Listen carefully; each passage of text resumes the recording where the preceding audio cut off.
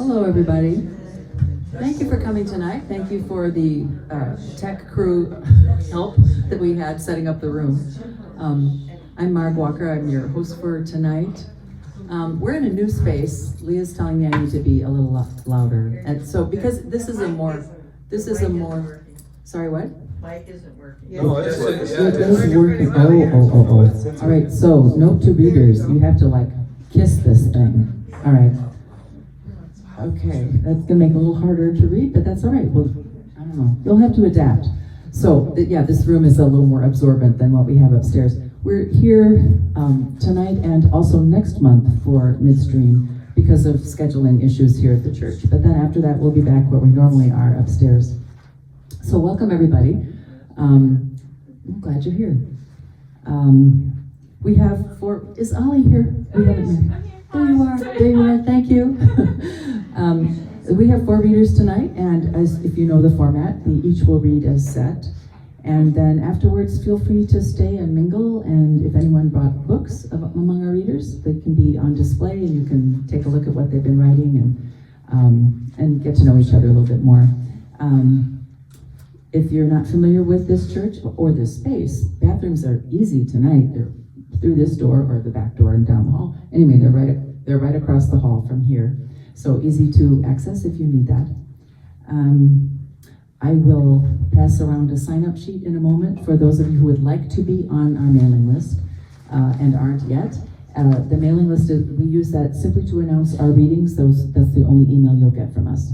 And we're being recorded tonight, as we always are. Paul Mattis is our guy who does that for us, one of the co-hosts of our series. And this gets posted on our website soonish after tonight at midstreamreadingseries.wordpress.com. All right, what else do I need to tell you? This is really kind of weird. I hate, microphones are fine, but each one is a little bit different. So please let me know, or readers know, if you can't hear or if it's not working, let us know. Because, we all work really hard on the writing, and I really want everyone to hear it. So it's just fine to interrupt and say, please do something different, a little closer to the mic or whatever is needed. And I would also suggest, my personal preference is that there not be applause until the reader is done with the whole set. It's kind of disruptive, and also I love it when a poem just rests in the room in silence for a moment after it's read, rather than have it interrupted by applause. So that's what I would request of you tonight.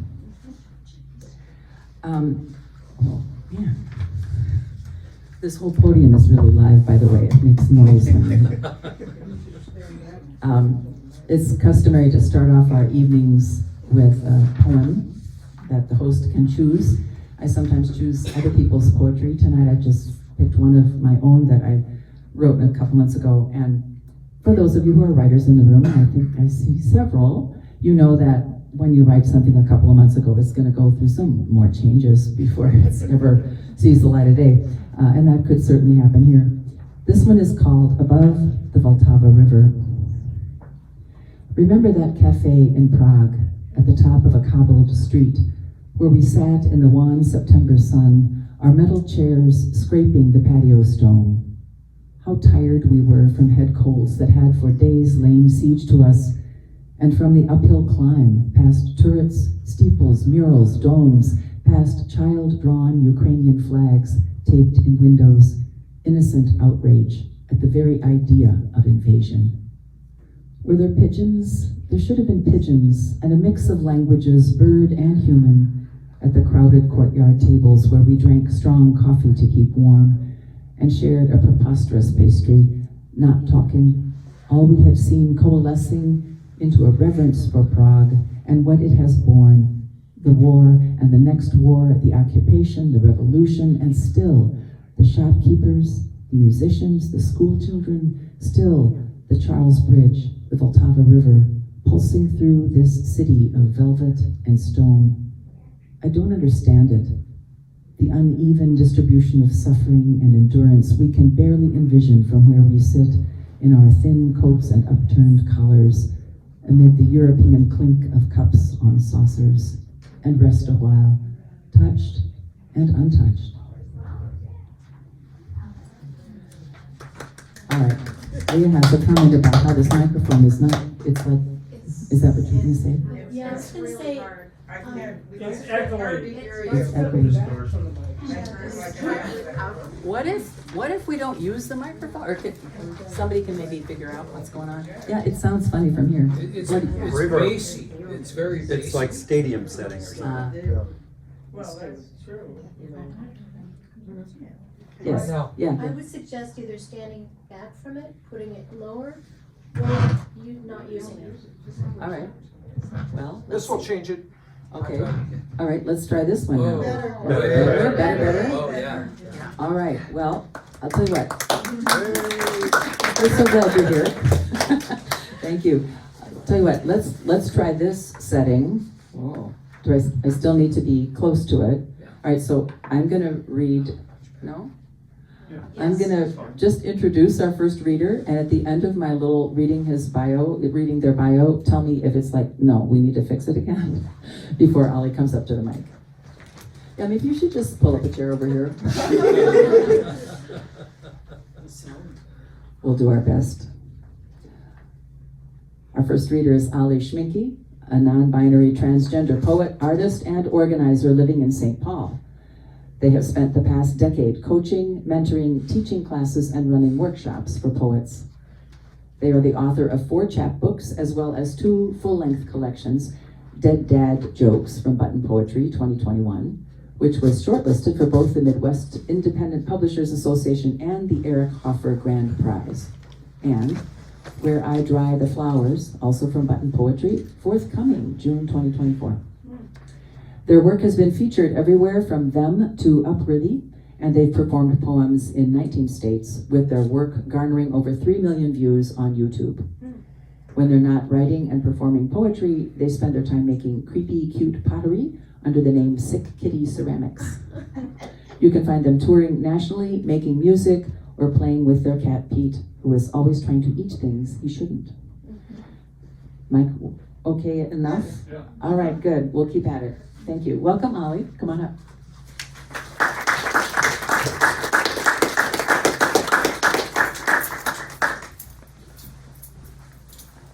Hi everybody, how you doing? Good, awesome. Okay, so I come from the world of slam. So we do a snap, we do an so if you feel so moved, feel free to interact with my poetry. That's totally okay. I don't think it's rude at all. Have at it. So I will be reading today from my book, Dead Dad Jokes. Spoiler, my dad does die in the book. That's a joke, thank you. That's the jokes part of it. Woo-hoo. All right, we're going through it. Yes, and if you end up liking my work, my book release show for my second book coming out is June 6th at Strike Theater, and you are all invited. All right.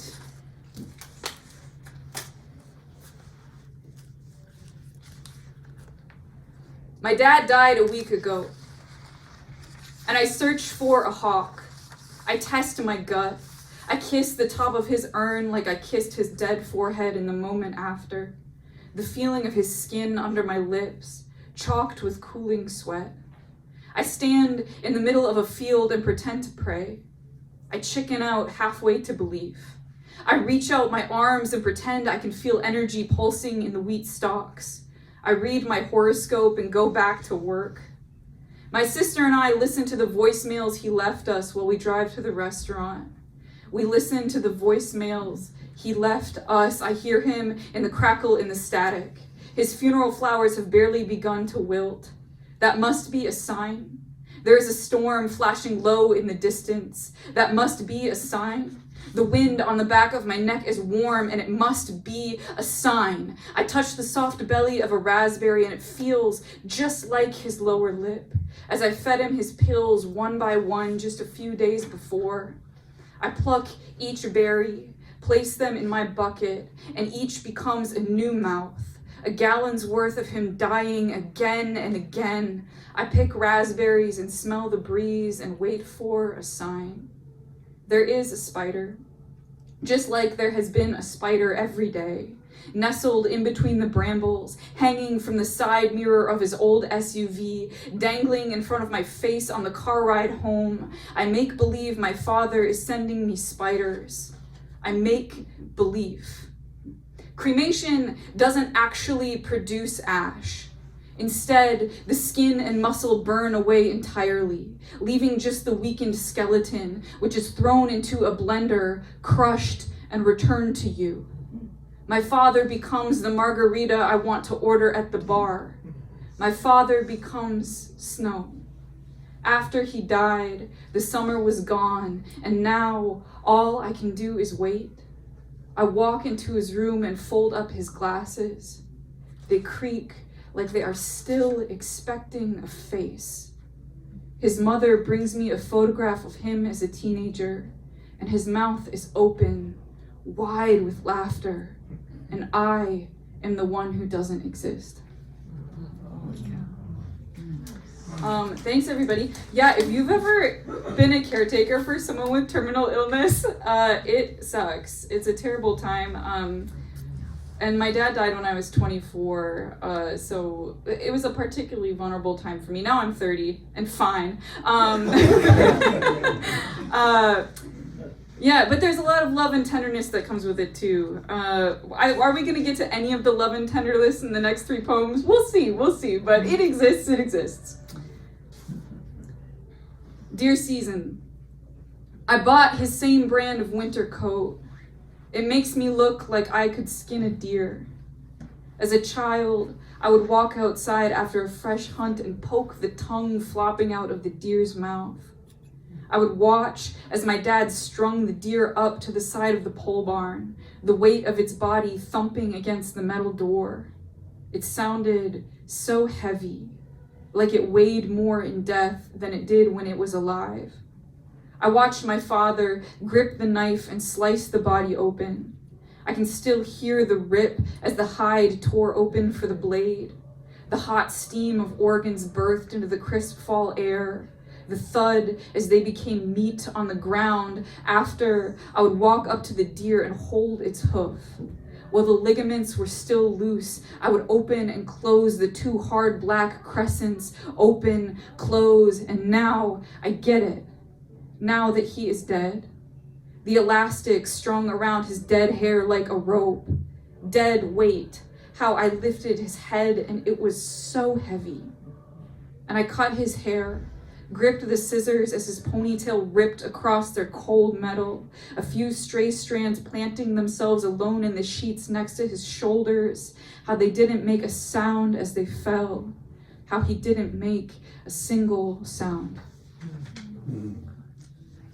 All right, so the thing about having your dad die is that your dad's not always that nice of a person. And so that's really complicated. So my dad was an alcoholic, so it was really complicated, spending all of this time really caring for him at the end of his life. And he did get nicer after he died. No, he got nicer then too, a little bit too. All right, here's my next poem. My father has never lived anywhere but the woods. And here in the woods, my father drowns his teeth in whiskey and teaches me a new game of poker. And we play for dimes on the scratched kitchen table. And I watch his hands trip over the cards. And I watch his breath trip over itself. And I know that somewhere else, my father's dog has pushed her body into the ground without him. He never thought he would outlive her. And elsewhere, my father melts his bones into the soil, still holding her collar. And elsewhere, he mistakes a tulip for a fist. And elsewhere, he swallows every nest of spiders before it hatches, so he can feel like he still has life in him. Or just to feel all of the legs across his tongue like a good, strong wind. And my father, if he ever had a reason to live before, let me be clear, he does not have one now. The dog is dead. Look at this man. His large hands, the soft spots where his calluses have melted into his skin like withering mushrooms. He asks me if I'm going deer hunting with him next weekend, even though I've moved to the city and been a vegetarian for 5 years. And he tells me he's got a heater in the deer stand, as if he thinks I'm afraid of the cold. And I tell him, maybe we'll see, as if there is any other way to be with my father except standing over the body of a dead thing, fingers digging for an exit wound here. My father begins to pack up his things. I mean, his pills. I mean, he brushes the couch for her fur and tucks it inside of mason jars, maybe to make quick light when he is hunting or to start all of his fires and elsewhere. He holds a cup of coffee with steady hands and waits for the earth to thaw, for a golden animal to come running. All right, I've got one more poem for you tonight. First off, thanks so much for having me. I really appreciate it. If you want to hear about forgiveness, read my next book. It does not happen in this one, but I will set you down on a little bit of a gentler note here. Thanks so much. I'm so looking forward to seeing what everybody else has to say too. It's a short one. I find a dead mouse underneath the kitchen table. I tear a paper towel in half, and through this blanket, my fingers press against a soft stomach, impossibly soft, so soft I want to bring it to my lips. This body, impossibly small, so small I want to tuck it inside of my pocket, a pillow of a body, curled paws like grains of wild rice. A mug of tea steaming inside my throat. How blessed I am to be the finder. How this small creature did not trust me with its dying, but how he did. What a gift it was to hold the body. What a gift it was to be able to hold his hand. Thanks so much, everybody.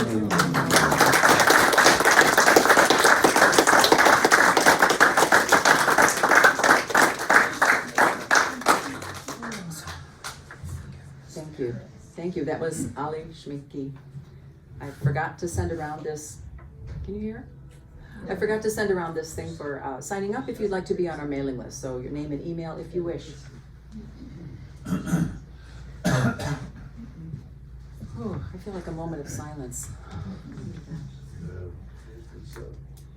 Our next reader is John Schenk. He's been writing poetry for the last 18 years, beginning with loft classes, tucked into the creases of a general management career, and continuing more seriously in the past few years with Deborah Keenan and others. John writes about family, seasons lost and found, and those moments where we find some wit and wonder. He has assembled a chapbook, Echo Trail, and is putting finishing touches on a second collection, tentatively titled Lucky Enough. John has shared almost all of his adult life with Deb Fowler. They live in Minneapolis and Marine-on-St. Croix, and together have 2 strong daughters, 2 fine sons-in-law, and a pretty wonderful grandson. Welcome to John.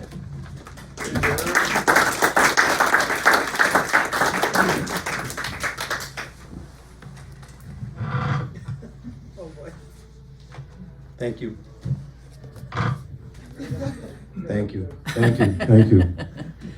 I'm tickled to be here. I'm going to speak loud since This is awkward.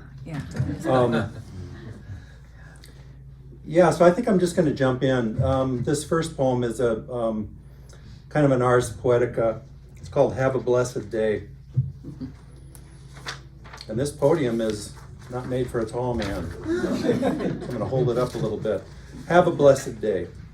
Since this is the way things are usually done, let's say this is where the story starts. Pay attention to the first few lines. Without them, they're so important. Without them, no one keeps reading, and whatever you thought you had to say will be like gold discovered on the dead man's chest, abandoned while all the con men fled. So keep a hold on all that's beautiful and keep in mind you are beauty's heir, not its creator. Anything not showing its age is still young. Patience is required. Mr. Young himself, after all, crossed the ocean for a heart of gold, and the other old bluesman said, everything I do gonna be funky from now on. Here then is where the book really opens. All that came before was an introduction that few bothered to read, let alone pay attention to. Try to keep up with your correspondence without resorting to emojis. In order to stay current on your daily journal, you may need to start making shit up, but if that's the case, Do it in a way that it feels woven invisibly and subtly into the story's fabric. So let's take a ride. On our road trip, we'll avoid the interstates, stay clear of the chain restaurants. When we eat, we'll only order the specials. And if there's no special, we'll find another restaurant, one with a waitress with a faraway look in her eyes, who will take our order and say, "Have a blessed day." Are you with me? Now forget all that hooey about the opening lines. Turns out they weren't important after all.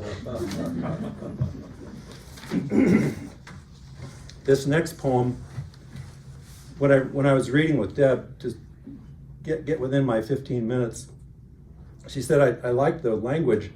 What does it mean? And I said, well, I think it's pretty self-explanatory. It's all in the title. And the title is That Time Before You Were Born That Can't Be Recalled, But Can't Be Fully Unremembered Either. Yeah, there you go. So there. I've given it away. It's after Kazim Ali's Love Note. A window from the afternoon dreams, the evening, the wind unseen, but for the spinning silver weathercock, the sculpted crystal snowfields, the birch grove bent shimmering. The years are pulled taut as strings, a reminder of our inconsequence and how time passes both before and after the clocks have stopped. We have no immunity. The cure is only palliative. What these days will sound like at the end. The low moan and crack of spring's false thaw, smoke seeping over the transom while we sleep. Carnival music hammer-tinked on a toy marimba. Secrets whispered in a minor key. Night unwraps itself, then bliss precedes the memory of wings. A murmured benevolence and a warning, not an apology. The heart of me works to fathom the depth of another Sunday night and silence, portending, no, announcing you're starless, wonder-filled, you're humbled, you're lost, this amazement, this longing. You're a promise thrown over the railing, and this is where we find ourselves, caught in a quiet glimmering. This is my political poem. Another name for America is suddenly. This is after Wanda Coleman and Amma Kadro. Suddenly means we couldn't know it would ever end. Of course that's what it means. Let's pretend we're not pretending. That's what suddenly means. Suddenly and once upon a time, plot devices in the story we tell ourselves, the story we need to believe.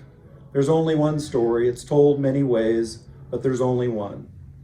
When this was the land that we loved, when we pledged allegiance to the flag, when we sang the anthem and afterward cried, play ball, home of the free, land of the brave, God, family, and the Green Bay Packers, Semper Fi, bootstrap nation.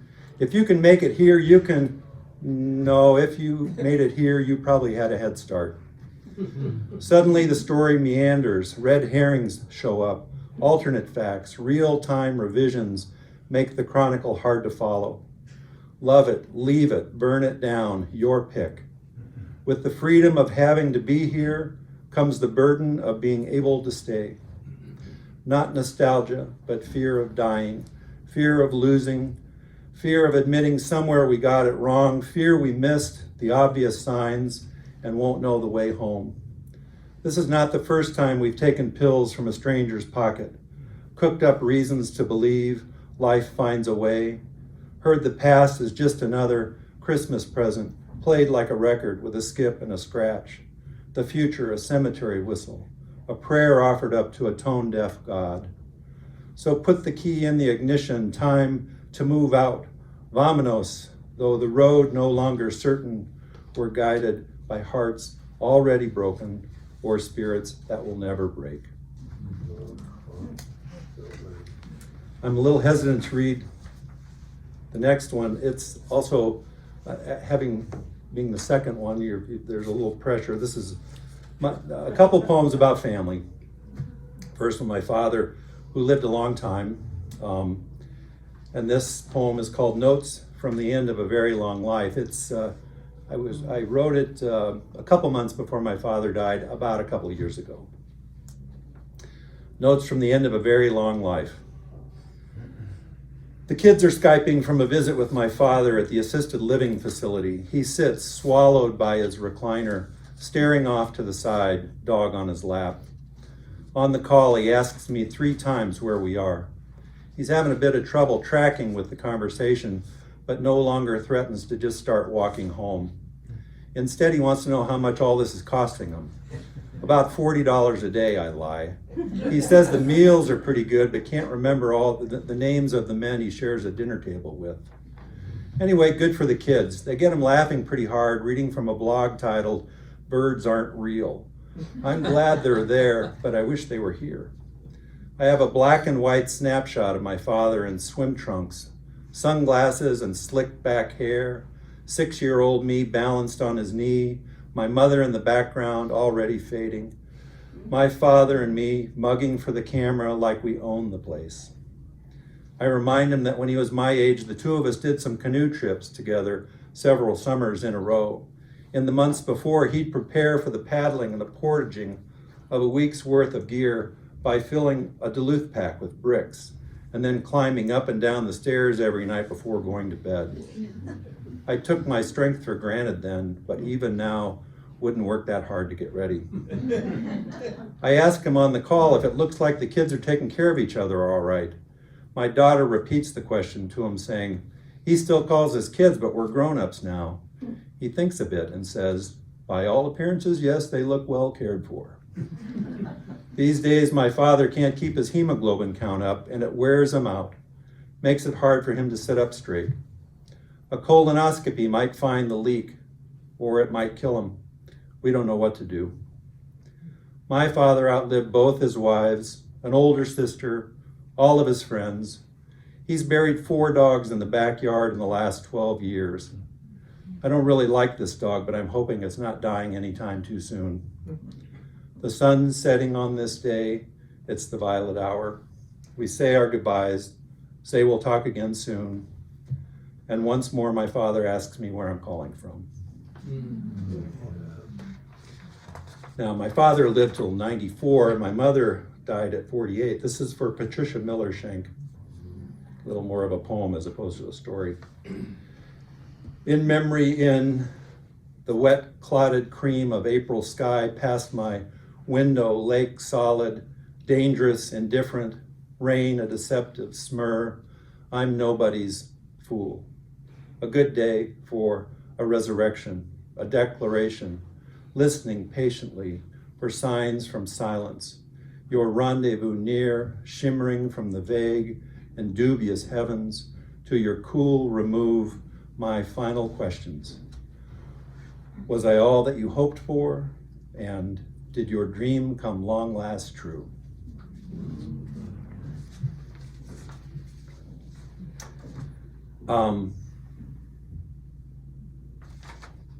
This poem's called What I Thought I Knew, or Where Is My Boyhood Gone? With a line borrowed from Jericho Brown, sort of. I'm told that by the time I leave, I'll know this place like the back of my hand.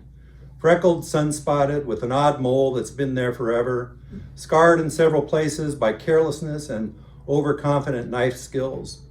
Like the back of my hand, if the back of my hand included the fine white sand regularly redistributed in predictable ways by sea tides pulled and pushed by the moon. High tide today at 12:21, slack tide at 5:56. I have no clue how they know that. I have no clue about a lot of things like black holes and string theory, or how the airline's new loyalty programs work, and whether it's worth it anymore to strive for silver status. I don't understand much about car engines, but still love to drive fast. One hand on the wheel and the radio turned up loud to Supertramp or the E Street Band or Tom Petty's Heartbreakers. I know faces can be disguised by lasers and surgeons' knives, spider veins etched away, crow's feet tightened, and hands still can't be made to lie. It's time to apologize to my body for not taking better care, for living too roughly.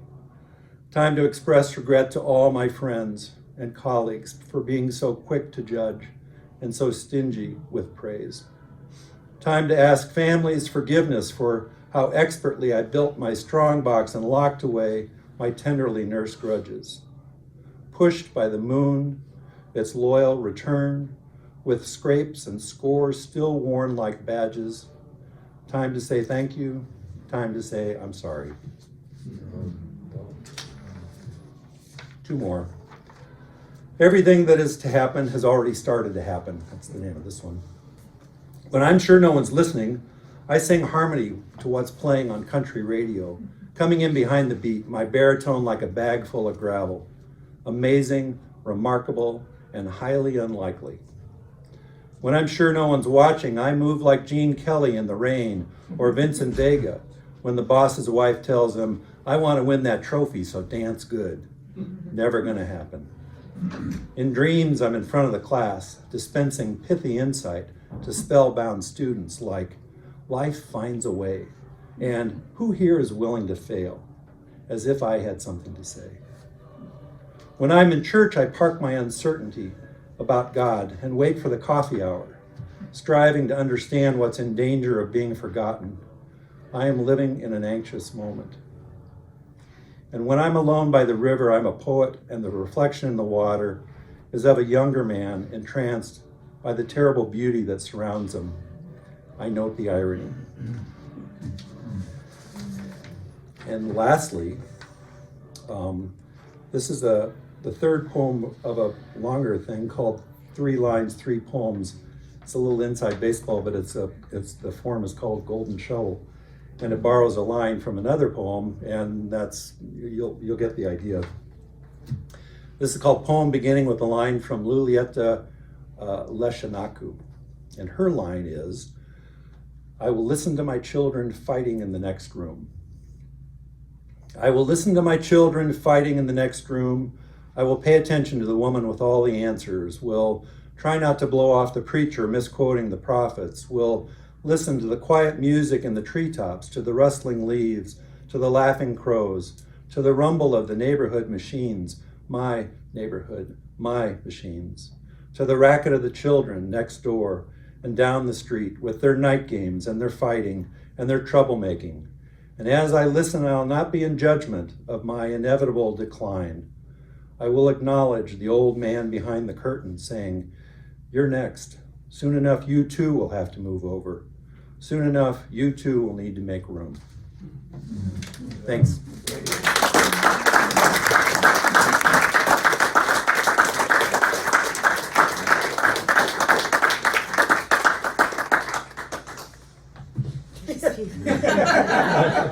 Please stop. Thank you, John. Thank you. Paula Reed Nancarrow is a poet and erstwhile storyteller living in St. Paul. She has a doctorate in Victorian religious literature from the University of Minnesota, but has always been able to find work anyway. Her poems can be found in Frigg, Ibbotson Street Review, and the Southern Review, among other journals, as well as through links on her blog turned website, paulareednancarrow.com. Paula.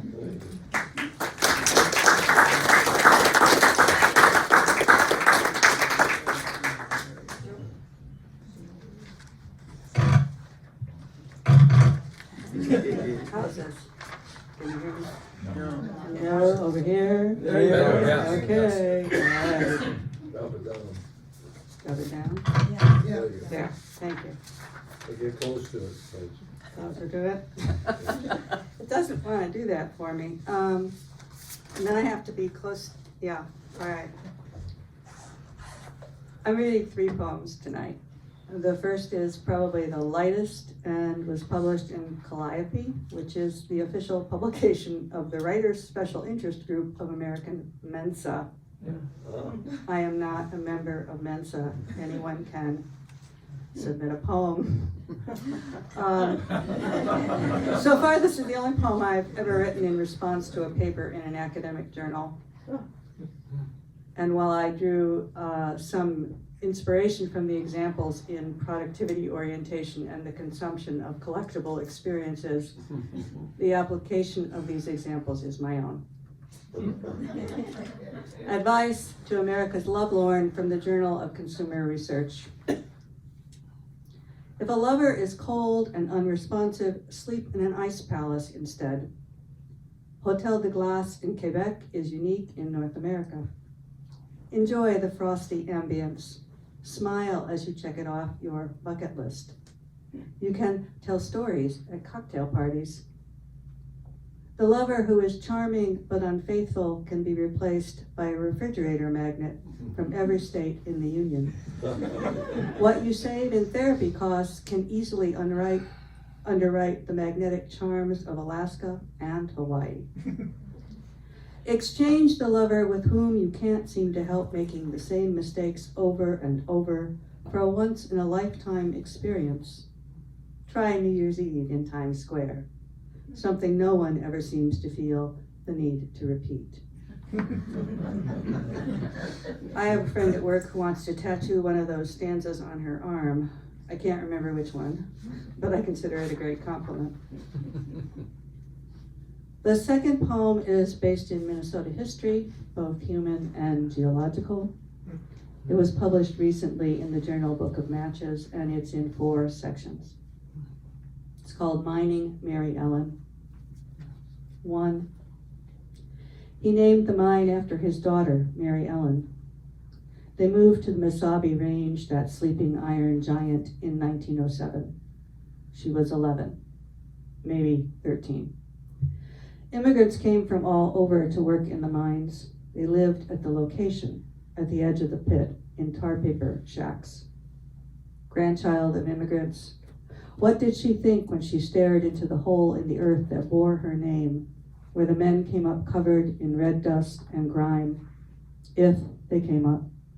If she ever got near it, we have no record of her thoughts.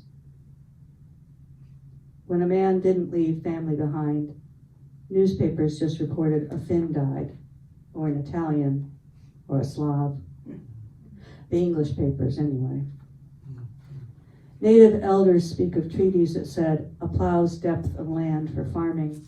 Our parents would never have traded away the core of the earth itself. 2.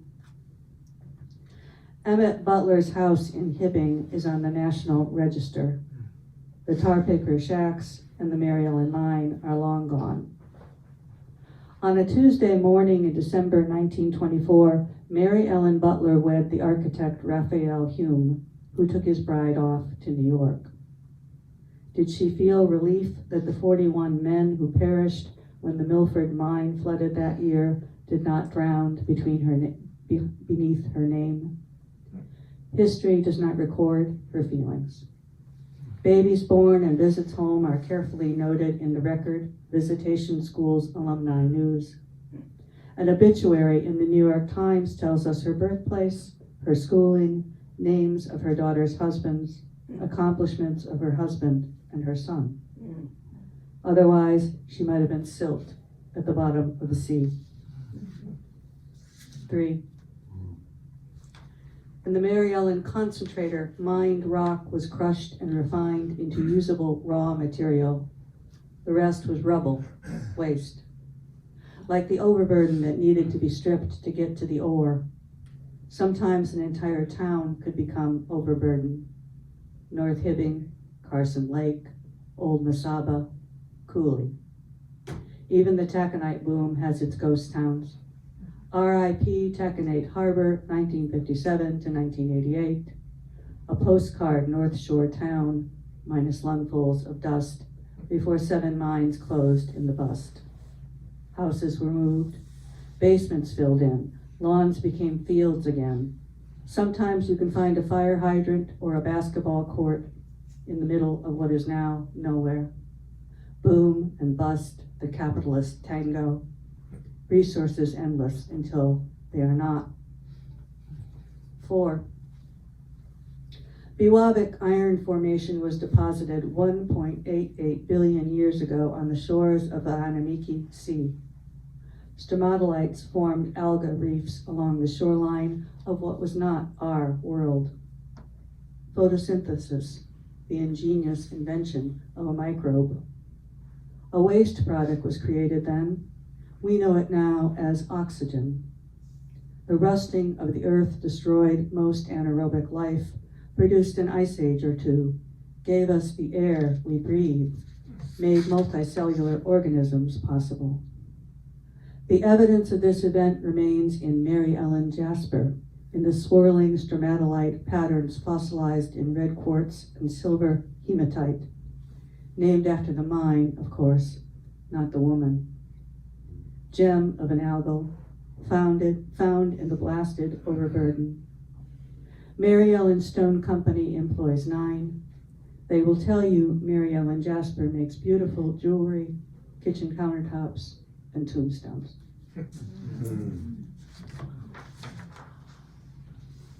I'm going up north to see my daughter this weekend. Maybe I'll go looking for some jewelry. This last poem is my longest.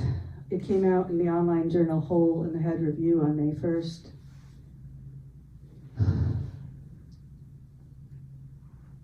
I don't know if this is just a running dead dad joke, but this is also a poem about my father who died in January of 2021.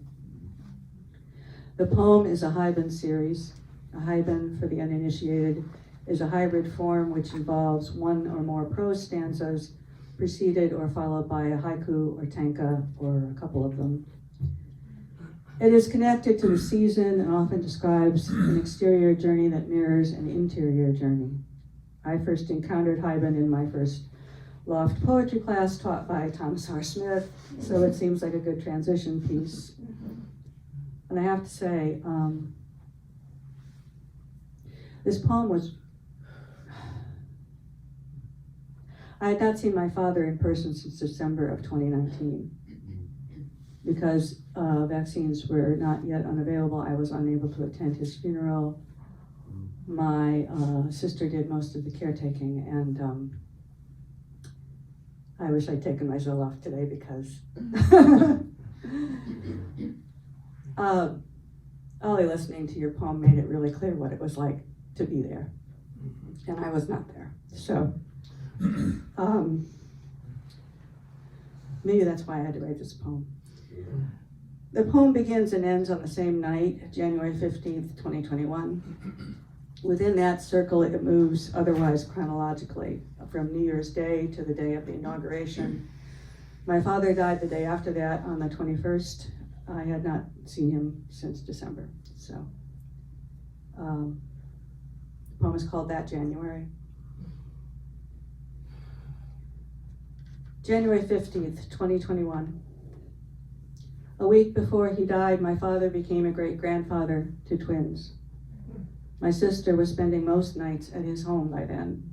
She went downstairs to tell him the text had come. Safe delivery, healthy boys, mother and babies doing fine. His son was a grandpa now. Praise God, thank you Jesus, my dad said, having gotten more evangelical as his time and the twins approached. They had a little wine, by then a rare thing. Excitement did the opposite of tiring him out. She lay down on the couch, like you do with a child, to model what was expected. In the Janus month, crocuses bloom in the snow. Sad, he can't see them.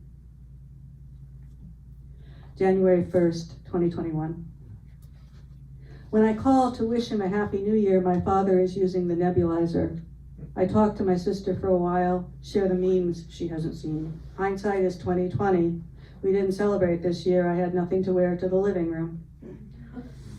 When she puts my father on, his voice is weak, his mind cloudy, quite nebulous enough. I'm not feeling good, he rasps, then launches into a little litany of blessings that trail off into how beautiful my mother was, how much he misses her. I stick to tangible things as if they can hold him here longer. Tell him about the oyster stew I had for New Year's Eve. He says he remembers oyster stew. I wish him a winter of good soup. Bitter winter wind. My father's words condense like mist on a mountain. January 6th, 2021. By then, the hospital bed had arrived. My father watched the insurrection from it. When his brother called to admit he was wrong about Trump, my dad said he could keep the $5. My uncle said it was a $10 bet. My father said, then you owe me $5. Or maybe not. Maybe I invented that. My uncle is fuzzy on the details. Their arguments, he claimed, were mostly in fun. But when democracy and your father's body are under siege at the same time, I say, let imagination improve on the truth. Epiphany moon, your cold light casts bleak shadows where no stars spangle. January 10th, 2021. It was the final conversation I would have with him, 4 minutes long, and I muffed it. Too much interrogation. Hard to avoid when you're 1,000 miles away and getting one-word responses. Even so, he didn't want to talk about what he'd had for lunch, or if the oxygen was helping him breathe, or whether the pills were helping him sleep. He was looking for a football game. I let him go. Later that day, my daughter called him, and they talked for 15 minutes. He was introspective then, reviewing his long life. He thought God was going to take him soon. But by the end of the conversation, he was saying, maybe not yet, and call again soon. He knew the Titans were winning, though he couldn't read against who. He was clear on the score. In the last new year, he focuses on a field where it's still halftime. January 19th, 2021. My sister sent me a picture of him in the bed so I could understand the placement of things in the living room, how he could see into the backyard. This is the last image I have of my father. I tried not to look into those eyes that could not look back at me then or now. Instead, I saw the flip book of taxonomy his body had become. The long, fine fingers of his hands clasped over his chest resembled the claws of birds. Paper-thin skin on his forearms flowered with bruises. Rosacea painted both his cheeks cherubic. Oxygen tubes made a crescent under his glasses and over the family ears, like sails for a little boat. It's beautiful outside, he had managed that day. His winter journey, the bed with rails, dreams itself a sailboat, all aboard. January 20th, 2021. The day before my father died, we swore in the legitimate president-elect of these United States. But my father, who could no longer tell his dreams from reality, said not to be fooled. He had probably dreamed that. Like he dreamed that my mother was lying beside him. He could feel her presence in the double bed he wasn't in, and he woke up, but he could not find her. Our home grew strange to him. That bed defined his world. He was restrained in a hospital, and he didn't know why. A quiet place, and they were taking good care of him, but he needed to leave. He needed to get home. Haldol didn't help his restlessness. They moved to morphine. Where, in the space-time fabric, does a dream world lie? Someone leave a map. January 15th, 2021. She had been asleep 45 minutes when our father woke her again. He needed to know if something was wrong with one of the twins' hands. Dad, my sister said, I told you the boys are fine. Stop worrying. And they were fine. But healthy need not always mean 10 fingers and 10 toes. 2 months later, the rest of us learned that the hand of one twin was different. The twin who reached out in the dream time to his great-grandfather, pointing the way. A frost on the ground, 2 webbed fingers and a thumb for his compass rose. Thank you.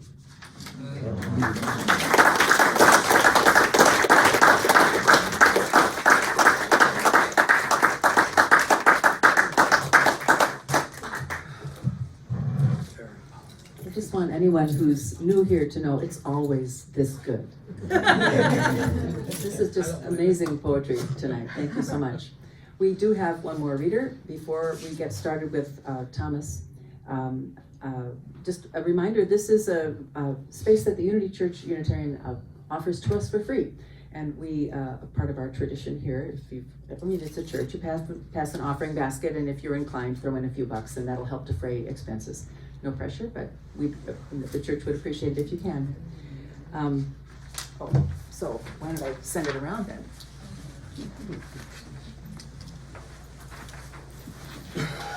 All right. Thomas R. Smith is a poet, essayist, editor, and teacher living in River Falls, Wisconsin. His most recent book of poems is Medicine Year from the Paris Morning Publications. And he has recently published a long essay called Poetry on the Side of Nature, writing the nature poem as an act of survival, out from Red Dragonfly Press. Among his edited books are Airmail, The Letters of Robert Bly and Thomas Transtromer from Grey Wolf Press, and What Happened When He Went to the Store for Bread, poems by Alden Nolan. This is from Thousands Press. He teaches at the Loft Literary Center in Minneapolis and is at work on, I knew I could stumble over this word. You'll get it. I've practiced, You'll but get it. phenologically based book. Close enough? Phenologically based book about Phenological. based book about a You got year on the Kinnickinnick River in western Wisconsin. I will say Kinnickinnick is one of my favorite words. Lots of K's. Yeah. All right. Well, thank you. I'm really not going long. Where the hell am I going to pile these? I don't know. You better stay put. Okay. There's an Emily Dickinson poem that I've always felt was true, but I didn't quite understand how it was true. It's about springtime, and I'm still fiddling away at it, trying to understand it now, so I'm going to recite it just for the fun of it. It doesn't have a title. I think it's number 1356. Louder? You're kidding. Here, how's that? Is that better? Okay, I'm sorry. So this Emily Dickinson poem goes like this. It's just a 6-liner. A little madness in the spring is wholesome even for the king.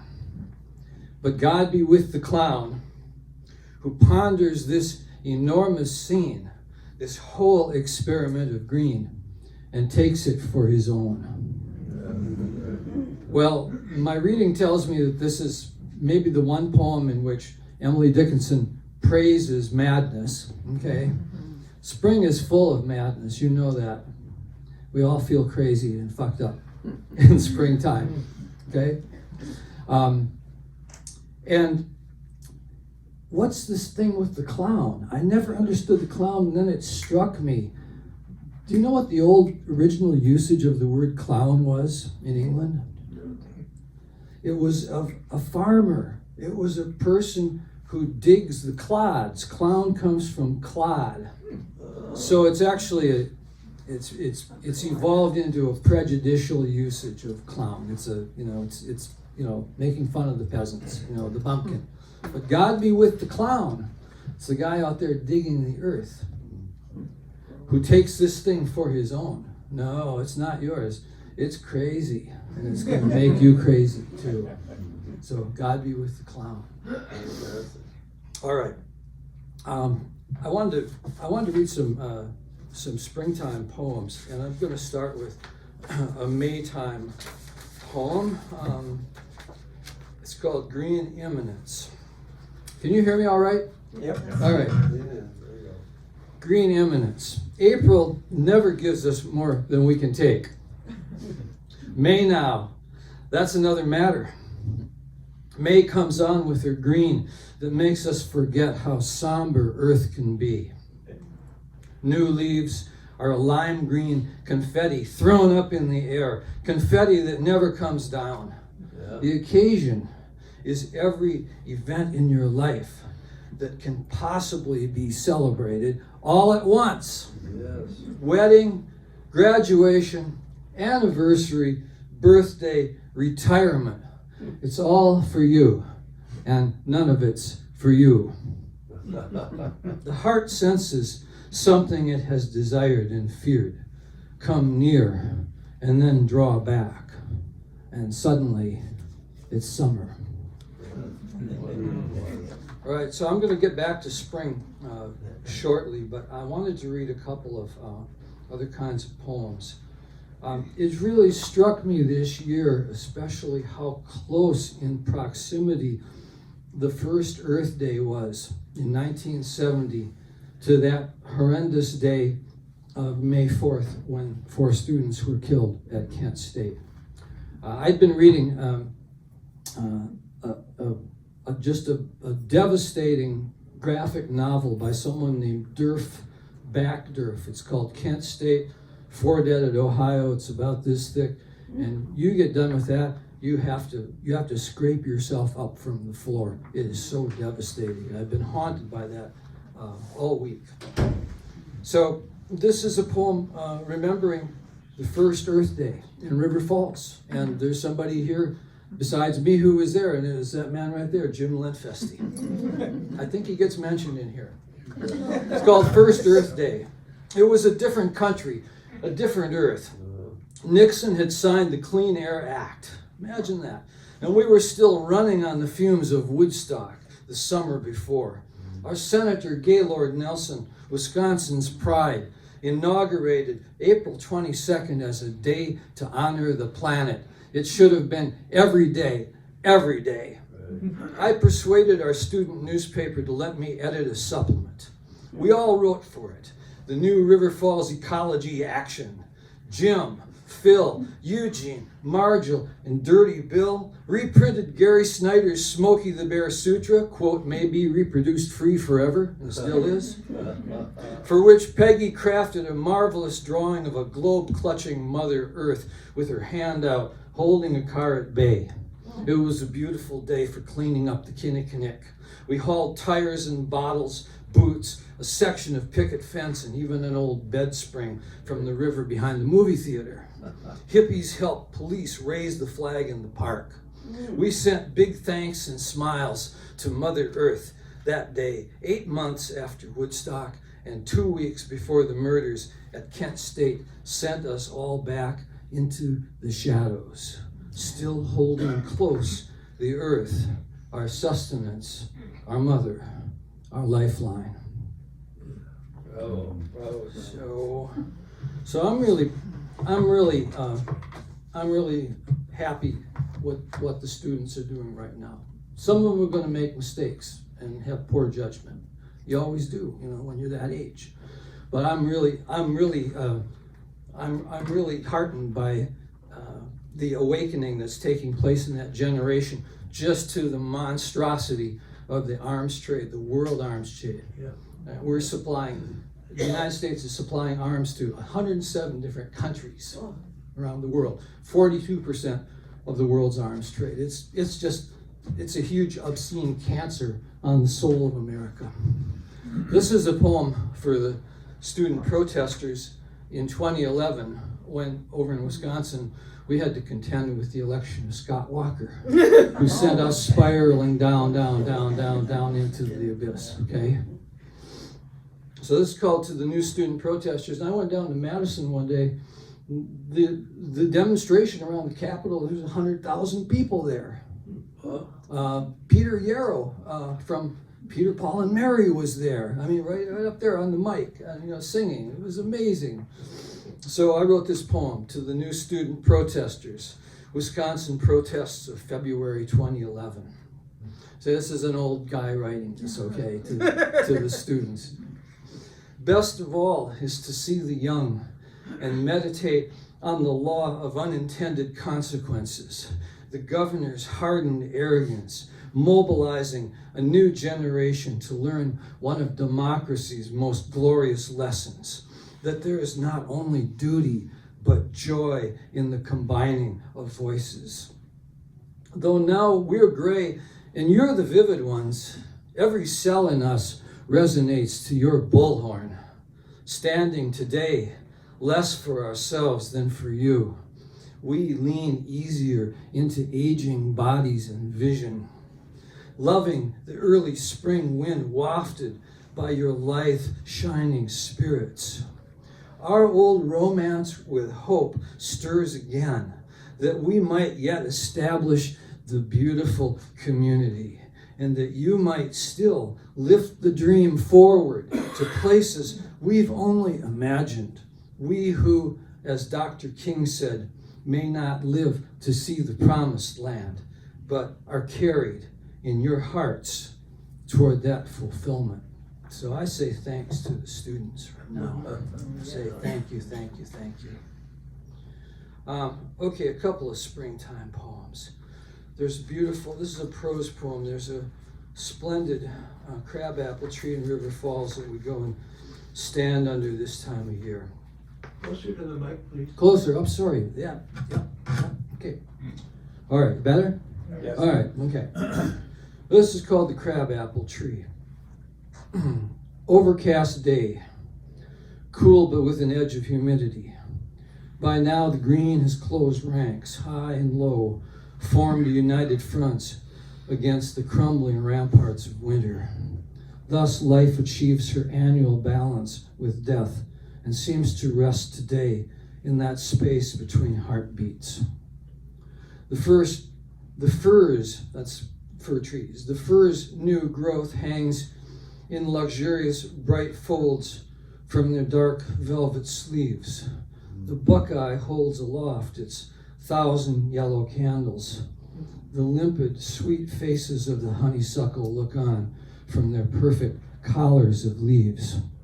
And that enormous pine that lost a branch to heavy spring snow the night of Lynn's retirement party saddens us with the memory of her death a few weeks later, the image of the girlish figure in the casket, all that was left of her woman's ampleness.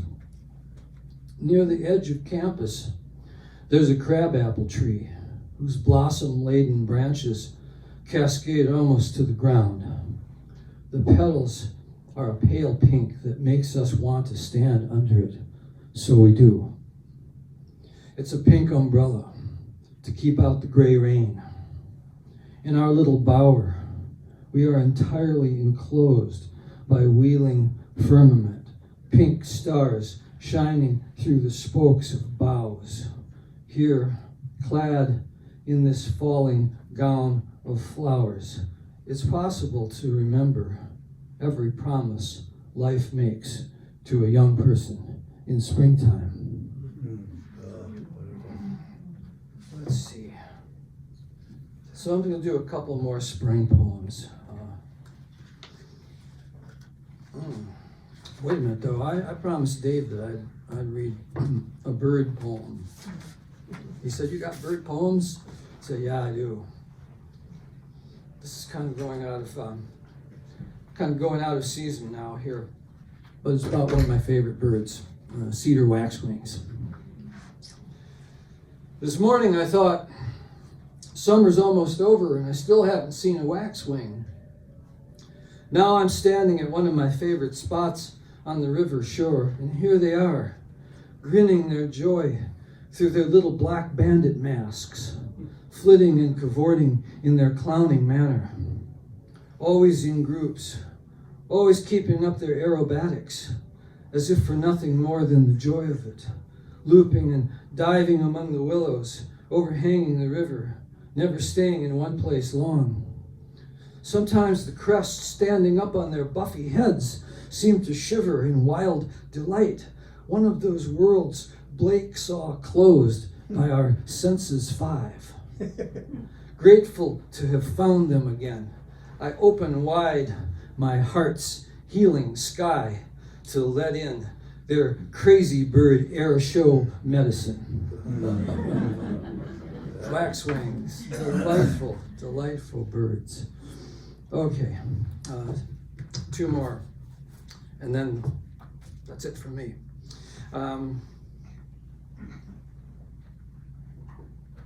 Yeah, I'm gonna do this as a brand new poem. Have you ever seen a year for violets like this one? I don't know about you, but over on that other side of the St. Croix, the wood violets are just all over the place. It's incredible. So I had to write a poem about it. And my wife said, "You got to read that tonight." So I said, "Okay." I always take requests, even when they're not in the audience. So this is called May Violets. Grassy margins, a pointillism of small petals, purple, bluish red, and the most delicate pale white, each an earthed beauty, each roused from its bed of heart-shaped leaves. Bend to meet them on their own ground, and you'll be dazzled by the miniature star at each center, rays stippling outward, fine as in orchids. They speak to the forever young in us that never stops dreaming of lighting up the world. So we walk in recognition of our brother and sister violets. For that moment, also a scatter of colors over the fields of morning. Unafraid under the sun, we are one. Okay. And then one more little spring poem. Different kind of spring poem. I used to be, before the pandemic, I used to be one of the organizers of a little quote-unquote barn dance series over in my town. We get these string bands from the cities, really terrific bands like the Barn Cats. So this is called, This Also Helps Spring Happen.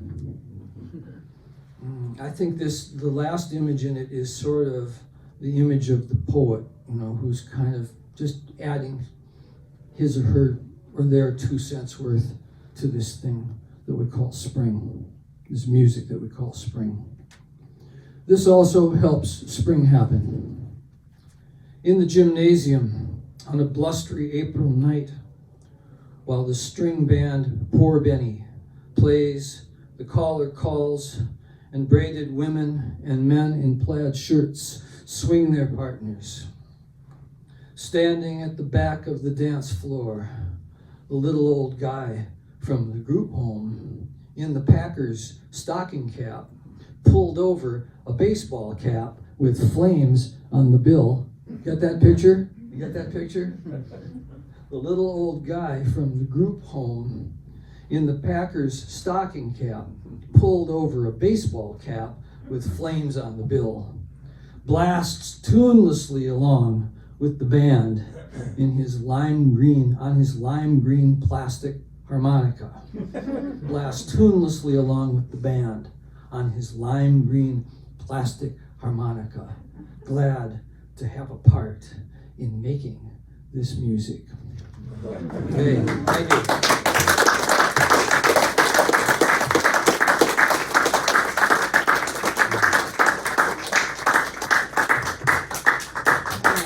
Thank you so much to our wonderful readers. Did any of you who read tonight, did you bring books or no?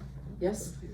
Let's put them on this table up here if people want to peruse afterwards. There's a little more room up in the front than in the back, so that'd be great. Thank you.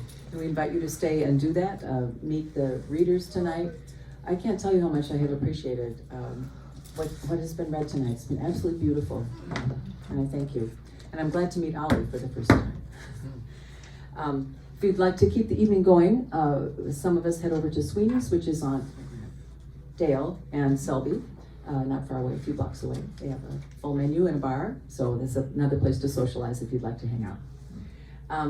Next month's reading will also be in this space instead of upstairs, and then after next month we'll move back upstairs. There's a scheduling complication here at the church, so this is a temporary quarters. Worked out okay. It's a little funky with the sound, but that's all right. Next month's reading is on June 13th, and the readers are Phil Dickinson, Chelsea Des Altels, is that how she says her name? Danica Stedman, and is there a fourth yet? Confirmed? And a mystery reader to be announced later. So hope we'll see you then. Another round of applause, please, for our readers tonight. Thank you.